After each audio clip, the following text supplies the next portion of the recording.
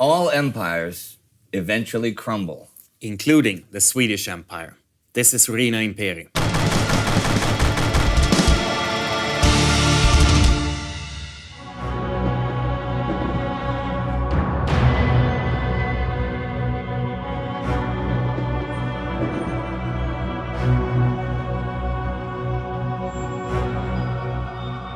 It was a cold day for the Swedish forces in front of the Norwegian fortress of Fredrikshavn.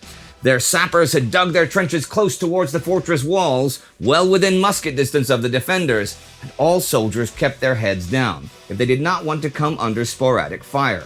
Dusk came, and soon darkness fell over the battlefield. The defenders lit torches on the walls and shot fireballs into the air to illuminate the night sky.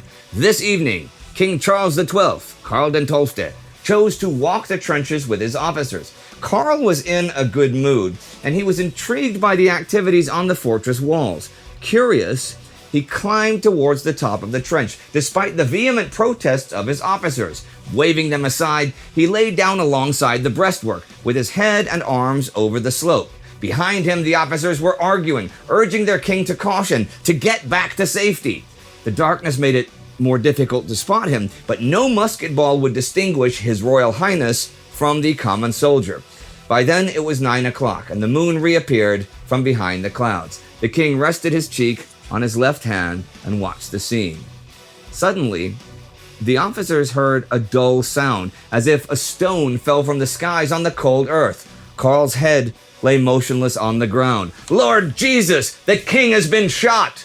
Karl den Tolfte was killed at the age of 36 in the 22nd year of his reign. His body was carried by his loyal soldiers through the snowy Norwegian mountains and back to Stockholm, where he was soon laid to rest. The war in Norway was abandoned. The armies went home. Seemingly overnight, the Swedish Empire crumbled. Deprived of her king, all ambitions of restoring the nation to its old glory vanished, and the vision of a Swedish empire beyond Scandinavia died with Carolus Rex. Karl's rule passed to his sister Ulrika Eleonora and then to his brother-in-law Frederick after a couple years. The Swedish soldiers were forced to fight the Russian fleet in the coming years as they began pillaging the Swedish shores and islands. But although the Swedes were still fighting, even if it was just to keep the homeland safe, peace was on the horizon. In the treaties of Frederiksborg and Nystad, Sweden lost all its Baltic territories, which Russian Tsar Peter had already occupied, and its dominions in northern Germany were partitioned among her other enemies. Sweden's empire had ended.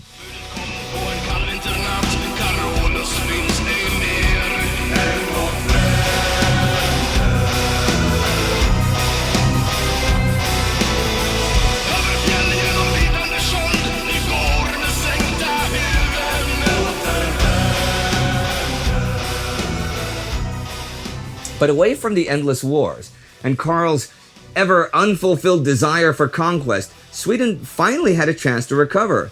The Swedes had suffered much during the last years of Karl's reign, and the burdens of the last 10 years had ruined the state. Just like the soldiers in the field, the Swedish peasants had to suffer and endure a great deal simply to do their duty to king and country. The ever-increasing demands made upon the yeomanry impoverished most of Sweden's farmers. The obligations to supply the crown with grain and fodder, horses and carts, had left many with little for themselves. In addition, the way the Swedish military system was designed, each farm had to maintain up to 3 soldiers. Each Swede was to supply soldiers with not only food, but with luxuries like tobacco and spirits. Bad harvests worsened their lot, bringing famine and disease. Sweden's south, the breadbasket of the nation, saw a massive decline in population during Karl's reign. Farmsteads had been deserted as the young men went to war. Travelers made remarks about the dismal existence of the Swedish farmers and the absence of young men in the countryside. Some said they did not see a single man between the ages of 20 and 40 in the whole country except for those in the army. Commerce and foreign trade had nearly stopped because of the constant state of war. Trading with the Baltic provinces became mostly impossible and revenues dried up. While Swedish ships remained at anchor, British, Dutch, and Danish merchants exploited the gap and took over the markets. The ensuing lack of raw materials and resources soon crippled manufacturers all over Sweden.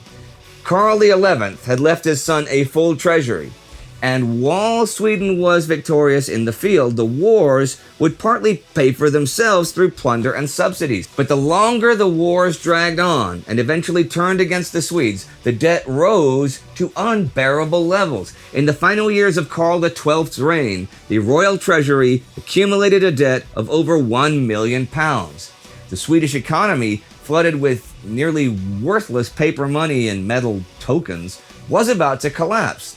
Karl had been the one who stood in the way of peace. While he was alive, he would have never accepted a compromise that would not restore the territory he had lost.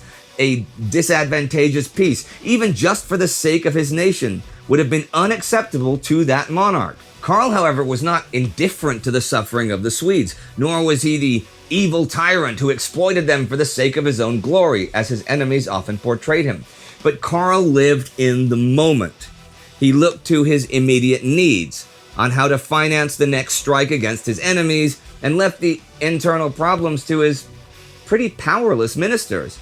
In the field, Karl willingly shared the hardships of the soldiers. He slept on the same cold ground, ate the same meager meals, and exposed himself to mortal danger time and again. As a king, he valued valor, modesty, piety, and restraint above all else.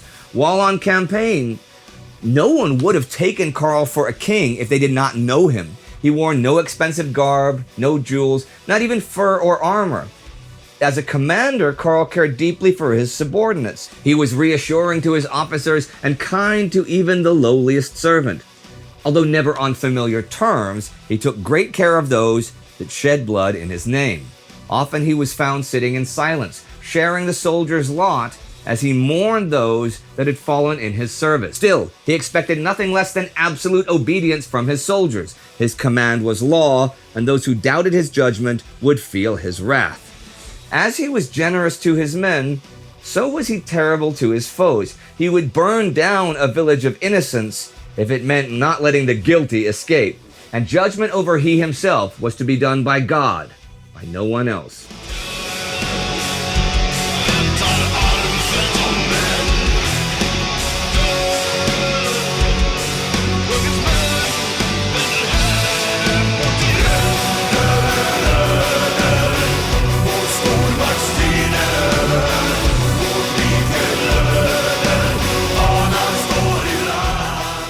Karl clung to the legacy of Swedish Empire and saw it as his personal responsibility to keep fighting for its honor and existence. He fought the wars to right old wrongs, to recapture what was lost, and keep what was rightfully his, always believing that just one more decisive victory on the battlefield would turn it all around. Karl had seen life as a cycle of good and bad times. Just as he was victorious in the field, there would come a time when he would lose it all, only to rise back up once more. But in the end, it all vanished in this one fateful night in front of Fredrikshald. Karl's death led to the end of the old Swedish Empire. Sweden would successfully defend itself, though, and soon enter an era of liberty, but both the absolute monarchy and the empire were lost forever. Swedish King Gustavus III, Gustav III, years later once said of Karl, "He was extraordinary rather than great. He certainly had not the true conquering temperament which simply aims at acquisition of territory.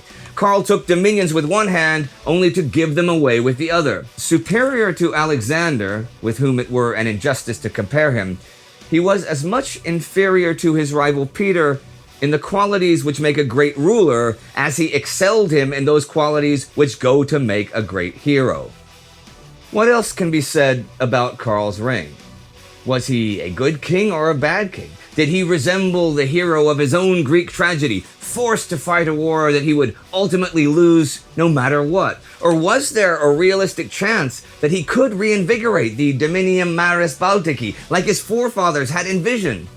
Or was he a selfish tyrant, one whose endless wars brought nothing but misery to his realm and his people? Over the centuries, people have remained fascinated with Karl's life, and it seems that history has still not made up its mind about him. The march begins in military state, and nations on his eye suspended wait. Stern famine guards the solitary coast, and winter barricades the realms of frost. He comes, nor want nor cold his course delay. Hide, blushing glory, hide Poltava's day. The vanquished hero leaves his broken bands, and shews his miseries in distant lands, condemned and needy supplicant to wait, while ladies interpose and slaves debate. But did not chance at length his error mend? Did no subverted empire mark his end? Did rival monarchs give the fatal wound, or hostile millions press him to the ground? His fall was destined to a barren strand, a petty fortress, and a dubious hand. He left the name at which the world grew pale, to point a moral or adorn a tale. Samuel Johnson, The Vanity of Human Wishes.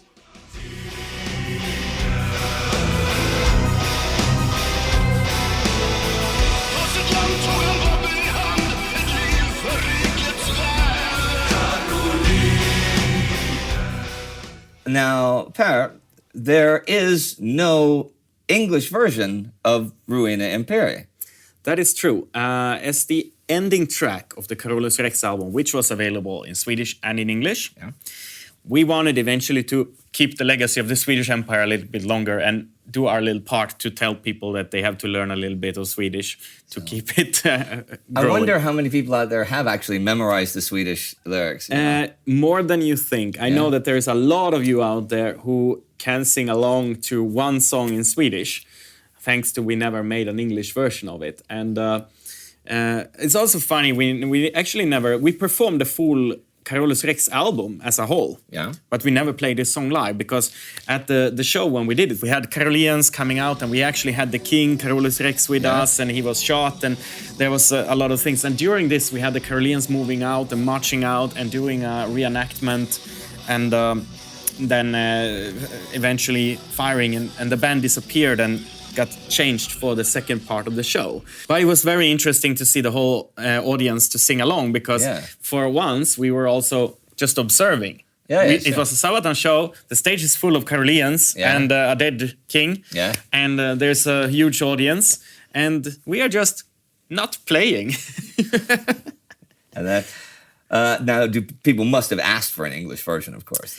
There are some people who ask for it, and some people who think that there was an error, but this was intentional from our side, that we wanted to have this one. Like, if you want to understand the full meaning, you got to learn Swedish.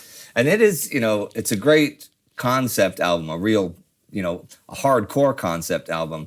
And what was going on with the band then at the time that, this was happening? Because this is 2 albums. It's a lot. It's a lot to digest.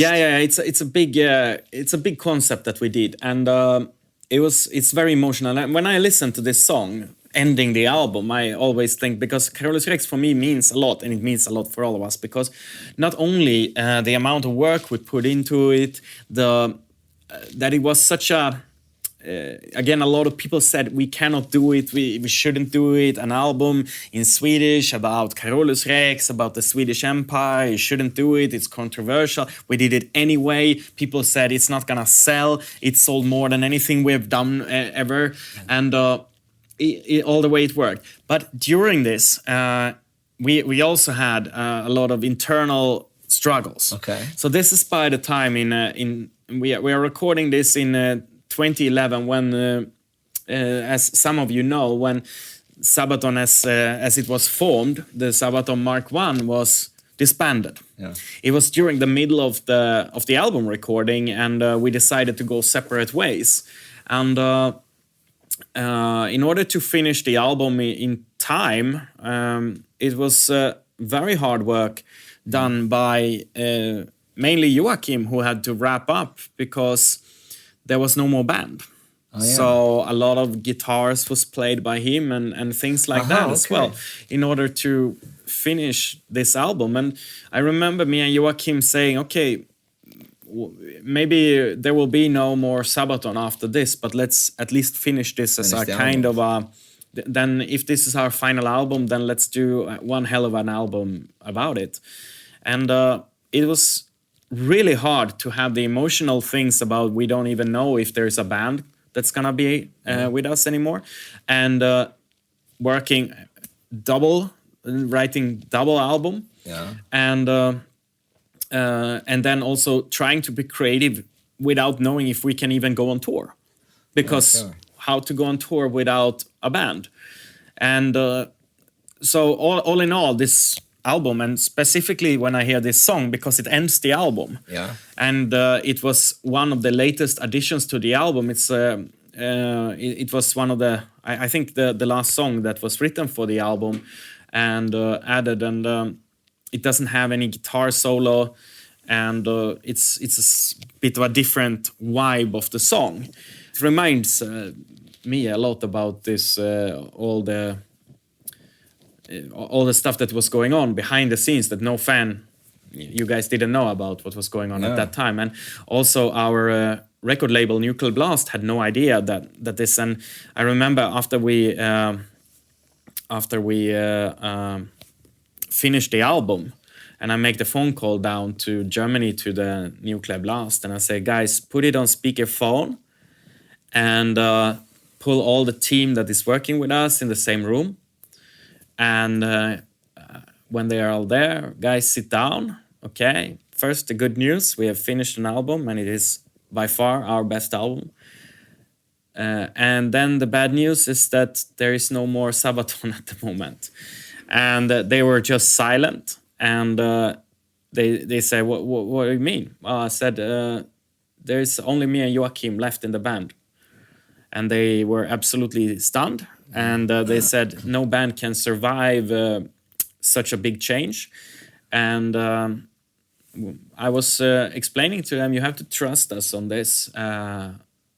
We believe so strongly in Sabaton that we will be able to take it from here and raise it up and make it more powerful than ever. And they were so against us. First of all, we have made an album about something that they couldn't understand. Yeah. Why do when you do write album about international wars and suddenly you write about a Swedish king that they never heard of hundreds of years ago, and the Swedish party say don't do this because it's going to be controversial and maybe even forbidden in Sweden. And then, okay, and you're going to launch it without having a band, and you are splitting up a band that is very loved. This is the end of your band. And I have to spend a lot of effort convincing them that, guys, you have to put faith in this, because we will turn this in our favor and we will come out very strong from this. And they trusted in us eventually, after a lot of convincing. And I think that now they are, everyone knows where it all ended up with a, today, I think we are just a few numbers away from a 5 times platinum certification of an album, which is by Swedish means unprecedented in rock history. Well, Per, that was fascinating, actually. I was curious where the interview part of this song was going to go when we started it. You know, I knew a couple of things I wanted to talk about, but I didn't know we were going to go there. And I bet you guys didn't either. So that is where we will leave you today for Sabaton History. Thank you for watching.